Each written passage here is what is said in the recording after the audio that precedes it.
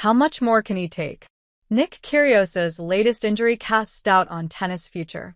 Nick Kyrgios has been left crestfallen after a fresh knee injury forced him to abandon his planned return to action at the French Open, leaving more question marks over the luckless former Wimbledon finalist's future in the sport.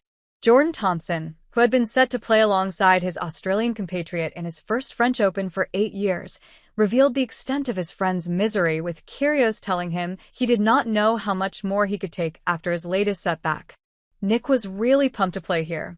He kept messaging me every week, "You good to go for doubles at Roland Garros," said Thompson, who had been struggling with a litany of injuries himself. "I know he was back home in Australia training on clay, but a few days ago, Nick told me that he's done something to his knee, so unfortunately, he just couldn't be here.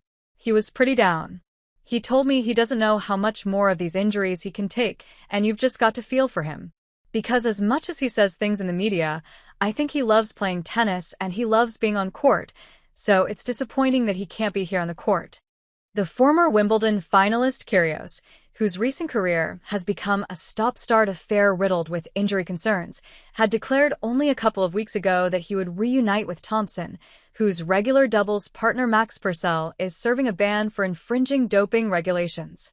The pair had played as juniors, finishing runners-up in the 2012 U.S. Open. But when the draw was announced on Monday, it was confirmed Thompson would line up instead alongside fellow Australian Jason Kubler for a first-round match on Tuesday against French pair Quentin Halys and Albano Olivetti. Kyrgios will be at Roland Garros, where he last competed in 2017 while reaching the second round, but only off-court as a TV commentator, as he increasingly turns his attention to media opportunities, with time seemingly running out to resurrect his career at the age of 30. "Yeah, I'm hoping that he can play, but it just depends on how his knee is," said Thompson.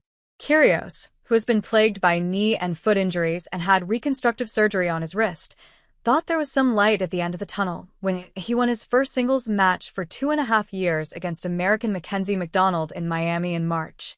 On day 2 of play at Roland Garros, Alja Tomiljanovic outplayed the new teenage Morocco Open champion Maya joint 6-1, 6-3, while Alexei Popyrin ended his French Open drought and Daria Kasatkina savored her first Grand Slam win under the Australian flag.